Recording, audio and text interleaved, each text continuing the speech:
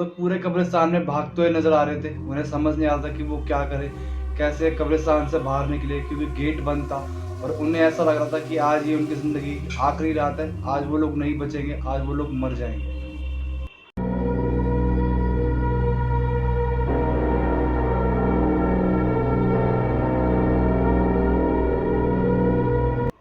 राम राम आप सभी को, कैसे हैं आप सब। आई विश आप सब बहुत अच्छे होंगे। आज की स्टोरी हमारे साथ कनिका ने शेयर करी इंस्टाग्राम पे। अगर आप भी अपनी कोई स्टोरी हमारे साथ शेयर करना चाहें तो यहाँ पे इंस्टाग्राम का हैंडल आ रहा होगा, आप लोग मुझे फॉलो कर सकते हैं और अपना हॉरर किस्सा मेरे साथ शेयर कर सकते हैं। तो टाइम को और ज़्यादा वेस्ट ना करते हुए सीधा वीडियो को स्टार्ट करते हैं। आज की स्टोरी हमारे साथ कनिका ने शेयर करी है, जो कि वेस्ट बंगाल के एक छोटे से टाउन अशोकनगर में रहती हैं। कनिका ने बताया कि ये जो इंसिडेंट है ये अभी रिसेंटली 2022 में उनके छोटे भाई और उनके छोटे भाई के कुछ दोस्तों के साथ हुआ है। कनिका ने बताया कि उनका छोटा भाई अभी तो सेकेंड ईयर में है, लेकिन ये इंसिडेंट जब हुआ था तब वो फर्स्ट ईयर में था। और कनिका ने बताया कि उनका जो छोटा भाई है वो महीने में कुछ एक दो बार अपने दोस्तों के साथ नाइट स्टे किया करता था अपनी पढ़ाई करने के लिए, और पढ़ाई के साथ साथ वो कभी कभी पार्टी भी कर लिया करते थे, जो कि शायद ठीक है, पढ़ाई के साथ साथ थोड़ा इंजॉयमेंट भी चाहिए। और कनिका और उनके भाई का रिलेशन काफ़ी अच्छा था। वो दोनों एक दूसरे से मोस्टली सारी बातें शेयर किया करते थे, वो कुछ भी एक दूसरे से छुपाया नहीं करते थे। तो कनिका के भाई अभिषेक ने ही उनको बता रखा था कि दीदी हम नाइट स्टे के साथ साथ कई बार पार्टी भी करते हैं। तो कनिका ने बताया कि एक मॉर्निंग जब अभिषेक वापस घर आया, वो काफ़ी ज़्यादा अजीब बिहेव कर रहा था, बहुत चुप चुप था, डरा हुआ सा था। आधे दिन तक कनिका ने ये चीज़ नोटिस करी अभिषेक की, और फिर जाके सीधा डायरेक्ट अभिषेक से पूछा कि भाई क्या हुआ तेरे को, तू इतना ज़्यादा अजीब बिहेव क्यों कर रहा है जब से सुबह से आया। तो अभिषेक पहले तो 5-10 मिनट चुप रहा, लेकिन फिर उसने कनिका को बताया कि दीदी मुझे आपको कुछ बताना है। तो कनिका ने बोला कि हाँ बोल क्या हुआ। अभिषेक ने बताया कि दीदी कल रात जब हम लोग सारे नाइट स्टे कर रहे थे तब हम लोगों ने थोड़ी देर पहले पढ़ाई करी, फिर उसके बाद हम लोगों ने सोचा कि चलो अब पार्टी कर लेते हैं। और पार्टी करते करते हम यूजुअली हमेशा घोस्ट स्टोरीज़ के बारे में, पैरानॉर्मल एक्टिविटीज़ के बारे में, इन सब चीज़ों के बारे में हम बात करते हैं। तो हमने सोचा कि आज कुछ थ्रिल किया जाए, और शहर के बाहर जो ग्रेवयार्ड है हम लोगों ने सोचा कि आज हम वहाँ जाके विजिट करते हैं, क्योंकि हमने बहुत सारी स्टोरी सुनी थी उस ग्रेवयार्ड के बारे में कि वो ग्रेवयार्ड हॉन्टेड है। वहाँ पे काफ़ी लोगों ने कुछ चीज़ें ऑब्जर्व करी हैं, उनको महसूस हुई हैं। तो हमने सोचा कि आज हम भी वहाँ विजिट करेंगे और वहाँ पे देखेंगे कि सही में कुछ ऐसा है या फिर लोगों ने ऐसी ही बातें बना रखी हैं। इसी के साथ साथ अभिषेक ने बताया कि इससे पहले भी हम 2-3 बार वहाँ पे विजिट कर चुके हैं, लेकिन हमें कभी कुछ नहीं मिला। आज हमने सोचा कि आज हम फिर से विजिट करेंगे और आज एक मिनी ब्लॉग शूट करेंगे कि अगर वहाँ पे हमें कुछ मिलता है तो ठीक है, नहीं मिलता तो हम उस ब्लॉग को अपने सोशल मीडिया हैंडल्स पे शेयर कर देंगे, ये बोलते हुए कि वो कब्रिस्तान हॉन्टेड नहीं है, लोगों ने जो बातें बना रखी हैं वो झूठी हैं। तो मैं, सौरभ, सार्थक, अंकित और चिराग, हम पांचों उस कब्रिस्तान पे पहुंच गए। और हमेशा की तरह उस कब्रिस्तान का आज भी गेट खुला हुआ था। हम लोगों ने कब्रिस्तान में एंट्री करी, हमने कब्रिस्तान में घूमना शुरू कर दिया। हमने उस कब्रिस्तान में घूमते घूमते कुछ 30-35 मिनट वहाँ पे स्पेंड करे, और हमें कुछ नहीं मिला। आज भी हम ब्लॉग शूट कर रहे थे अपना। फिर हमने डिसाइड किया कि चलो ठीक है, अब बहुत लेट हो गया, कुछ नहीं मिला आज भी, वापस अपने घर चलते हैं। तो इतने में चिराग ने बोला कि रुको, इतनी क्या जल्दी है जाने की। चिराग एक कब्र पे चढ़ा और उसने अपने बैग से बियर की बोतल निकाली। हमें नहीं पता था कि वो अपने बैग में बियर की बोतल भी लेके आया है। और उसने वो बियर की बोतल वहाँ खोली और उसको पीना स्टार्ट कर दिया। और वो कब्रिस्तान में बहुत ज़ोर ज़ोर से चिल्ला रहा था कि देख, मैं तेरे इलाके में आ गया, अगर कोई है यहाँ पे तो आओ मुझसे मिलो, मुझे देखना है तुम्हें, क्या सही में कोई यहाँ पे रहता है, कोई भूत है यहाँ पे। और वो ऐसे ऐसे करके बहुत ज़ोर ज़ोर से चिल्ला रहा था, बियर पिए जा रहा था। और हम लोग उसको कह रहे थे कि चल यहाँ से, कुछ नहीं है यहाँ पे, चिल्ला मत, किसी ने सुन लिया तो हमारे को दिक्कत हो जाएगी, कोई हमारी कंप्लेंट कर देगा या कुछ भी हो सकता है। लेकिन वो चुप नहीं हुआ, वो चिल्लाता रहा बियर पीते हुए। जैसे उसकी बियर की बोतल ख़त्म हुई, उसने बियर की बोतल वहाँ फेंक के मारी और बहुत ज़ोर ज़ोर से चिल्लाने लगा, हंसने लगा कि देखा, मेरे सामने कोई नहीं टिक सकता, कोई भी भूत हो, कोई भी प्रेत हो, आओ मेरे सामने और करो मेरे से मुकाबला, देखता हूँ मैं कितना दम है तुम्हारे अंदर। ऐसा बोलते हुए जब उसको कुछ भी दिखाई नहीं दिया तो उसने बोला कि देखा, कुछ नहीं है यहाँ पे ऐसा, और आज के बाद यहाँ पे आने की भी ज़रूरत नहीं है, ये हॉन्टेड नहीं है, हम कोई और जगह ढूंढेंगे जहाँ पे हमें कुछ थ्रिल मिले। और जब वो कब्र से उतरा, उसने उस कब्र पे थूका और चिल्ला के बोला कि खामा खा हमारा टाइम खराब हो गया, आज के बाद यहाँ पे आना ही नहीं है। और वो ये बोल के हमारी तरफ चलते हुए आ रहा था, हमारा फेस उसी की तरफ था। और जैसे ही वो हमारे थोड़ा सा पास आया, एकदम से वो पीछे जाके गिरा उसी कब्र के पास। हमें लगा शायद इसका कहीं पैर वैर फंस गया और इसलिए वापस जाके गिर गया। तो चिराग वापस उठा और वो फिर से हमारी तरफ चल के आने लगा, लेकिन एक बार वो फिर से वापस जाके गिर गया। हमें समझ नहीं आया कि ये दोबारा क्यों गिर गया। हमें लगा फिर से शायद इसका पैर अटका हुआ है, इसे पता ही नहीं चला।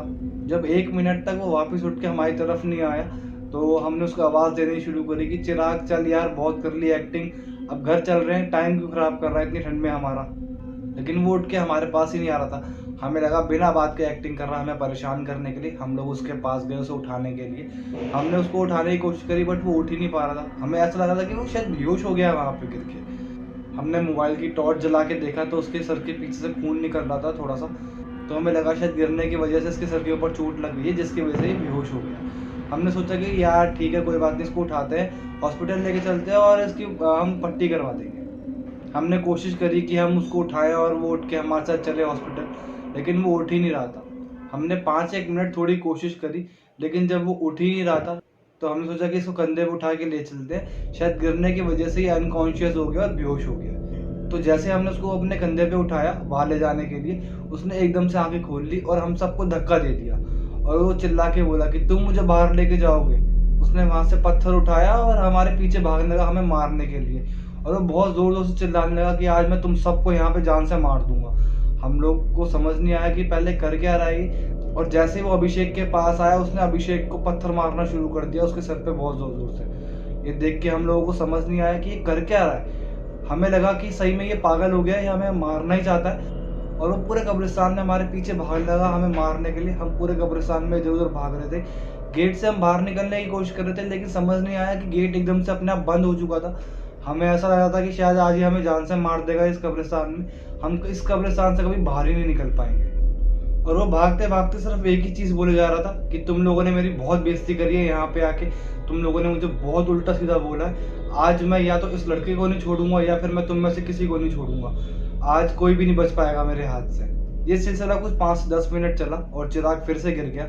हम लोग चिराग के पास गए, हमने चिराग को दोबारा उठाने की कोशिश करी, लेकिन चिराग फिर से बेहोश था। हमें समझ नहीं आया कि ये हो क्या रहा है। हम लोगों ने सोचा कि फिर से चिराग को हम कंधे पे बिठाते हैं और इसको हॉस्पिटल लेके चलते हैं ताकि वहाँ पे इसकी मरहम पट्टी हो सके। शायद गिरने की वजह से ये कुछ अजीब बिहेव कर रहा है, लेकिन कोई बात नहीं, जैसा भी है हमारा दोस्त ही है, हम इसे यहाँ पे नहीं छोड़ सकते। हम उठा के चिराग को कब्रिस्तान से बाहर लेकर आए और इस बार गेट भी आराम से खुल गया। हम लोग सीधा डायरेक्ट चिराग को हॉस्पिटल लेके गए। वहाँ पे हमने डॉक्टर को दिखाया और हम लोगों ने डॉक्टर से झूठ बोला कि चिराग सीढ़ियों से उतर रहा था तो एकदम से उसका पैर फिसल गया और सीढ़ियों पे गिरने की वजह से उसके सर पे चोट लगी है। डॉक्टर ने उसके सर पे पट्टी करी और ये बोला कि 2 घंटे के लिए अंडर ऑब्जर्वेशन रहेगा, उसके बाद आप इसे घर ले जा सकते हो। 2 घंटे तक हम लोग हॉस्पिटल में बैठे रहे। इतने में सुबह हो गई थी। हम लोगों ने चिराग को लिया और चिराग भी उठ चुका था और हम उसको घर वापस ले आए। रास्ते में लाते हुए हमने उससे पूछा कि तू भाई कब्रिस्तान में हमारे पीछे पत्थर लेके क्यों भाग रहा था। तो चिराग ने बोला कि नहीं, मैं तो नहीं भाग रहा था तुम्हारे पीछे, मैं तो वहाँ पे, मुझे इतना याद है कि मैं शायद वहाँ पे गिर गया था, कहीं मेरा पैर फंस गया था, उसकी वजह से मैं गिर गया और मेरे सर पे चोट लग गई, उसके बाद तो मैं बेहोश हो गया, मैं तुम्हारे पीछे नहीं भागा पत्थर लेके कोई भी। ये सुन के हम लोगों को बहुत ज़्यादा अजीब लगा। हमने चिराग के सामने तो रिएक्ट नहीं करा, हमने चिराग को घर छोड़ा। आंटी ने बोला कि इसके सर पे क्या हुआ, तो हमने आंटी को बोला कि आंटी हम लोग अंकित के घर पे थे और चिराग सीढ़ियों से उतर रहा था, ये गिर गया और इसकी चोट लग गई। आंटी ने हमें थोड़ा सा डांटा, उसके बाद हम लोग अपने अपने घर आ गए। लेकिन बहन समझ नहीं आया कि ये सब हुआ क्या। चिराग हमारे पीछे कब्रिस्तान में पत्थर लेके भाग रहा था, वो हमें मारने की कोशिश कर रहा था। ये सब कुछ हुआ है कल रात कब्रिस्तान के अंदर, लेकिन चिराग को कुछ भी याद नहीं है। तो कनिका ने बोला कि छोड़ चल, कोई बात नहीं, उसके सर पे चोट लगी है, शायद इस वजह से उसको याद ना आ रहा, कोई बात नहीं, अपने आप टाइमली याद आ जाएगा, और नहीं भी आता तो कोई बात नहीं, रात गई बात गई। और तुम सारी रात के जागे हुए हो, अब एक काम करो, जाके सो जाओ, आराम से रेस्ट करो। शाम को एक काम करना, तुम सारे के सारे मिलके एक बार चिराग से मिलने चले जाना घर पे, उसकी चोट लगी हुई है तो हाल चाल पूछना ज़रूरी है। शाम को अंकित और उनके सारे दोस्त चिराग के घर चले गए चिराग से मिलने के लिए, और ये सब चिराग से मिले। चिराग आराम से लेटा हुआ था, उससे हाल चाल पूछा इन लोगों ने। चिराग ने बताया कि कुछ नहीं, बस सर में दर्द है मेरे, अब तो मैं ठीक हूँ। सब दोस्त उसके पास बैठे रहे, सब लोगों ने उससे बात करी, और फिर इन लोगों ने सोचा कि चलो घर चलते हैं, फिर किसी दिन आएंगे और आराम से बैठ के बात करेंगे। तो सार्थक, सौरभ और अंकित, ये तीनों के तीनों बाहर चले गए। चिराग और अभिषेक अभी भी रूम में थे और अभिषेक ने बोला कि ठीक है भाई, मिलते हैं आराम से, तू रेस्ट कर अपना, और किसी चीज़ की भी कोई नीड हो तो फ़ोन कर दियो। और जैसे अभिषेक वहाँ से उठ के बाहर जाने लगा, चिराग ने उसका हाथ पकड़ लिया। चिराग की वॉइस चेंज थी और चिराग बोल रहा था कि कल रात तुम लोगों ने वहाँ पे आके मेरी बहुत ज़्यादा बेइज्जती करी है, इसका बदला मैं लेके रहूँगा, चाहे फिर वो मैं इस लड़के से लूँ या तुम में से किसी और से लूँ, लेकिन मैं अपना बदला पूरा लेके रहूँगा, चाहे फिर मुझे किसी की जान क्यों न लेनी पड़ जाए। और जैसे अभिषेक ने ज़ोर से चिराग चिल्लाया, चिराग एकदम नॉर्मल हो गया और चिराग ने उससे पूछा कि क्या हुआ तेरे को, तू चिल्ला क्यों रहा है मेरा नाम इतने ज़ोर ज़ोर से। तो अभिषेक ने बोला नहीं कुछ नहीं, तू रेस्ट कर, मैं आराम से तेरे से वापस बाद में मिलने के लिए आता हूँ। और अभिषेक ने अपने घर जाके अपनी बहन कनिका को बताया कि दीदी, चिराग के साथ कुछ ना कुछ गड़बड़ हुई है, कल रात को कब्रिस्तान में कुछ ना कुछ दिक्कत हुई है। अभी भी जब सब रूम से चले गए उसने मेरा हाथ पकड़ा, मुझे वार्निंग दी है, और उसकी वॉइस एकदम चेंज थी, वो बहुत ज़्यादा वियर्ड बिहेव कर रहा है और समझ नहीं आ रहा कि अब किया तो किया क्या जाए। कनिका ने बोला कि ठीक है, तू थोड़ा वेट कर, देखते हैं कि चिराग कैसा बिहेव करता है और क्या करता है, और अगर उसके बिहेवियर में चेंज नहीं आया, वो उसने कुछ उल्टी हरकतें करनी स्टार्ट करी, तो हम फिर उनके पेरेंट्स को बता देंगे जो जो तुम्हारे साथ कब्रिस्तान में कल रात को हुआ और उसके बाद आज शाम को जो भी तेरे साथ हुआ। लेकिन धीरे धीरे डे बाय डे चिराग की हरकतें चेंज होती गई। चिराग बहुत अजीब अजीब हरकतें करने लगा, बहुत ज़्यादा अजीब बिहेव करने लगा। उसने अपने घर पे झगड़ा करना शुरू कर दिया था, इवन यहाँ तक कि अपनी छोटी बहन को उसने मारना भी शुरू कर दिया था।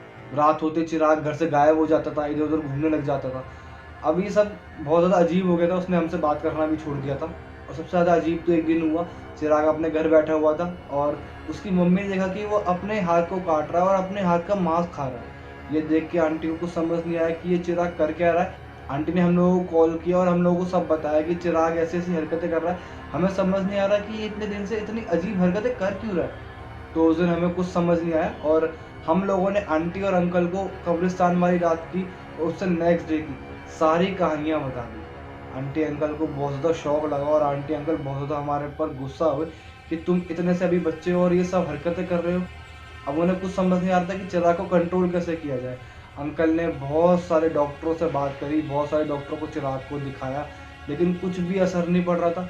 चिराग जो पहले हरकतें कर रहा था उससे भी वर्स्ट चीज़ें उसने अब करनी शुरू कर दी थी। जब डॉक्टरों से भी बात नहीं बनी तो अंकल ने एक तांत्रिक बाबा को अपने घर पे बुलाया, क्योंकि जो उसकी हरकतें थी वो नॉर्मल नहीं थी और अंकल आंटी को भी समझ में आ रहा था कि ये कोई नेचुरल चीज़ नहीं है, ये कोई ना कोई पक्का पैरानॉर्मल चीज़ है जो ये चिराग हरकतें कर रहा है। क्योंकि चिराग की हरकतें ऐसी थी, वो बोलते बोलते अपनी वॉइस चेंज कर लेता था, कभी लड़की की आवाज़ में बात करता था, कभी बच्चे की आवाज़ में बात करता था, कभी किसी बूढ़े आदमी की आवाज़ में बात करता था। तो अंकल आंटी ने सोचा कि एक बार तांत्रिक बाबा को भी बुला के देख लिया जाए कि अगर बाय चांस ये कोई पैरानॉर्मल एक्टिविटी हुई चिराग के साथ तो यहीं पे हमें पता चल जाएगा।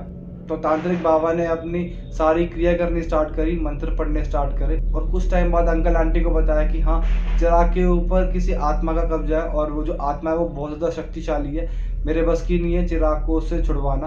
आप एक काम कीजिए, आप चिराग को लेके मेहंदीपुर बालाजी जाइए, क्योंकि इतनी शक्तिशाली आत्माओं का निवारण सिर्फ और सिर्फ मेहंदीपुर बालाजी में आपको मिलेगा। अंकल आंटी ने बिल्कुल भी टाइम वेस्ट नहीं करा और वो चिराग को लेके मेहंदीपुर बालाजी चले गए। तो अभी रिसेंटली 1 साल के बाद चिराग वापस घर पे आया, हम लोग सब उससे मिलने के लिए गए और आंटी ने बताया कि जिस रात आप कब्रिस्तान में गए थे वहीं से कोई आत्मा इसके ऊपर चिपट गई थी और वो तो पंडित जी ने हमारी पूरी मदद करी। उन्होंने बताया कि ये जो आत्मा है ये सिर्फ और सिर्फ चिराग को मारना चाहती है, उसका मेंटल पीस खराब करके। लेकिन आप कोई डरने वाली या दिक्कत वाली बात नहीं है, हमने पूरा चिराग का इलाज करा और बालाजी महाराज की कृपा से जो भी यहाँ पे आता है वो अपने कष्टों का निवारण लेके ही यहाँ से जाता है। तो ये आज की एक छोटी सी स्टोरी थी। अगर आप लोगों को पसंद आई तो वीडियो को लाइक कीजिए, कमेंट कीजिए, शेयर कीजिए, अपने फैमिली फ्रेंड्स के साथ चैनल को सब्सक्राइब करना ना भूलें।